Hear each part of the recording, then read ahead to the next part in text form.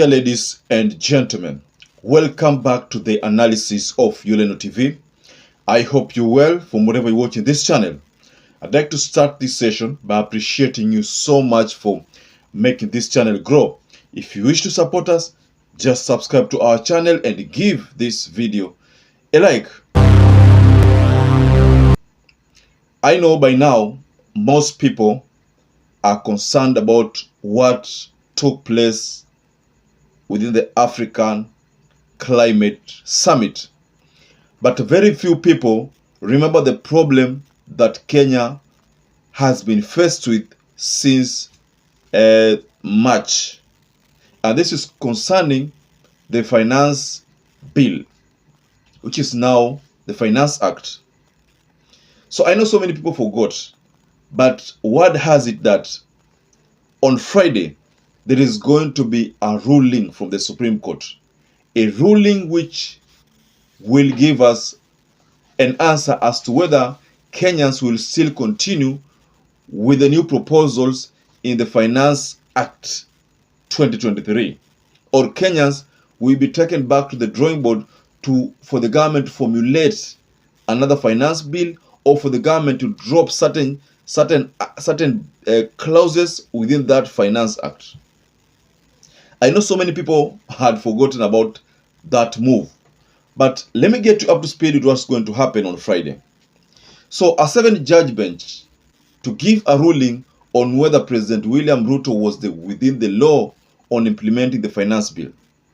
So in a nutshell, what this means is that the 7-bench judge that dealt Raila Odinga a blow when it gave that ruling on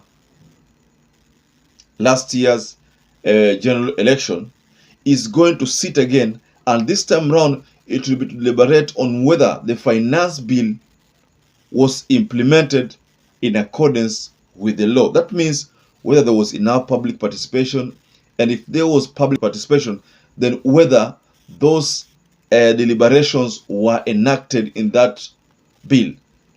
As far as we're concerned, there was cry that when the public participation was held, which is what the law requires, whatever deliberation was arrived at during those sessions was never factored in that bill. So the bill ilipitishwa without changing a comma or even a question mark or even a full stop. What was changed was from making the housing levy from being like what the PS for housing, that's PS Hinga used to say, it's like chama, whereby it's your money, you will access it after 7 years. Nobody has asked about the fund governance.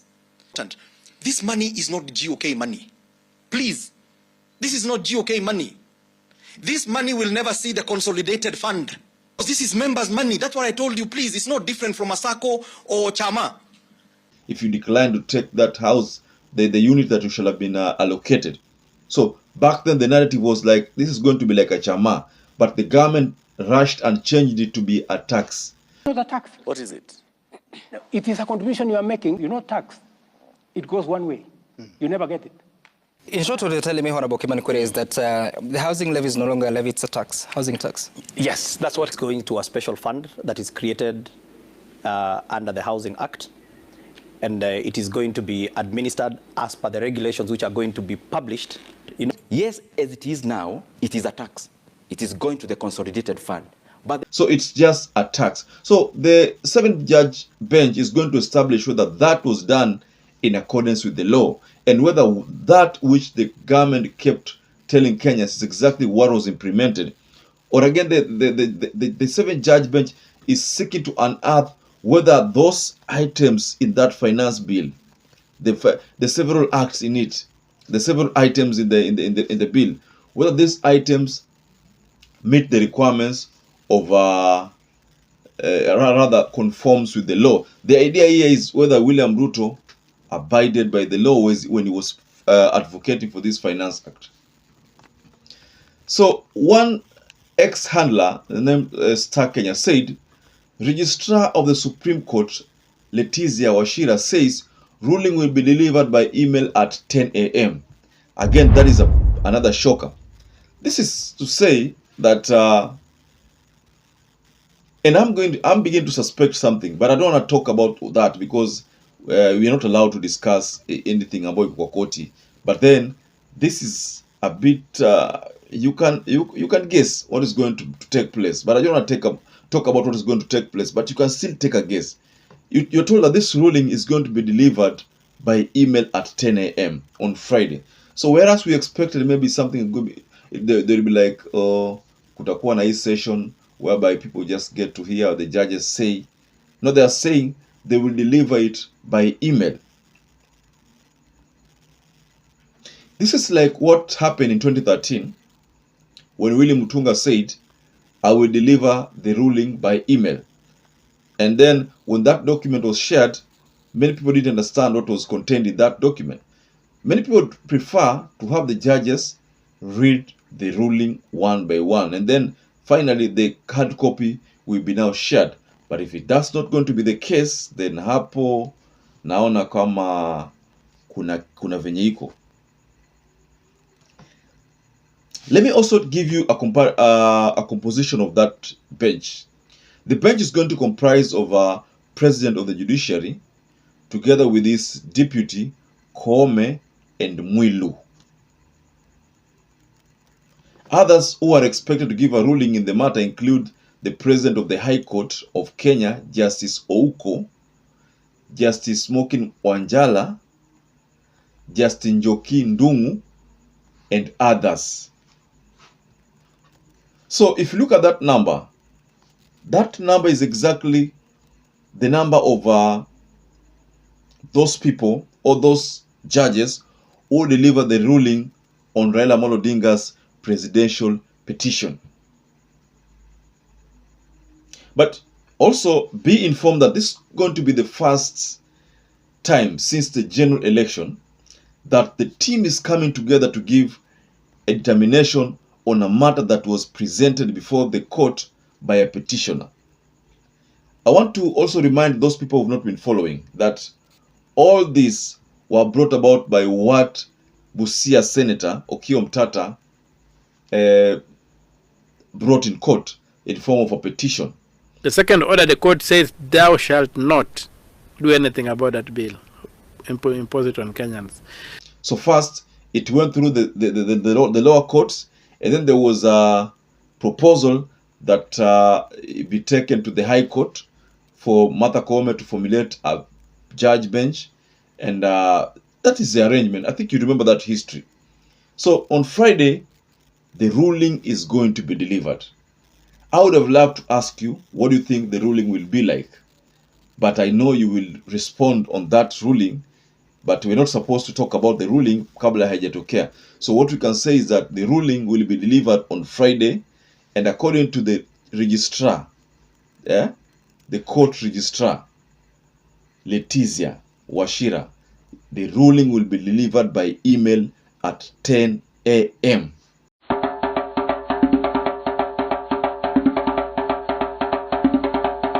So in a nutshell, Omtatah and 3 others filed the application at the Apex Court on August 9th, seeking to set aside orders of the Court of Appeal that reinstated the Finance Act 2023. The Appellate Court lifted the suspension on July 28th, which had been stayed by the High Court on June 30th. I think I'm just trying to jog your mind a bit, because I know now what people are talking about African Summit. People used to talk about, previously before that there was talk of Coons, Senator Coons.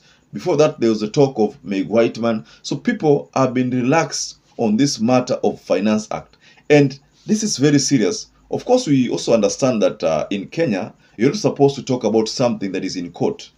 Probably that's the reason why Kenyans could have decided not to talk about this matter, because court inashughulikia. But what if the court decide that, what if the Supreme Court decide to go with the decision of the Court of Appeal and ensures that hii Finance Act imepita? So that means RUTO will have an opportunity to deliver everything on that document. Of course, things have of course life has become pretty difficult na vitu zimepanda, because when the Court of Appeal ilipeana ile leeway kidogo ya 3 months, almost 3 months itumike, already vitu zilikuwa zimeanza kuonekana kama zinapanda panda. So let's just wait for what the court is going to say on Friday. But just like I say, we are not going to speculate here on what the outcome is going to be like. But of course, the fact that this ruling will be delivered by email at 10 a.m. inanipatia dukuduku kidogo kwa hili swala, lakini sasa conclude. We will address this matter later on that date when they finally release that ruling. Lakini inanipa dukuduku, na kuna taswira fulani napata hapa, na picha fulani naipata, which is not that good at all. Not good, but ni taswira ambayo tunapata. So ladies and gentlemen, for those people who have not subscribed to this channel, please take a moment and go to the subscribe button and subscribe to this channel. Give this video a like and hit the notification bell. Mind you, if you give this video a like, it is so important because this video get a chance to be shared by the YouTube platform. And to those who have supported this channel, I want to tell you here that I'm forever grateful for the support, because without you, this channel cannot grow.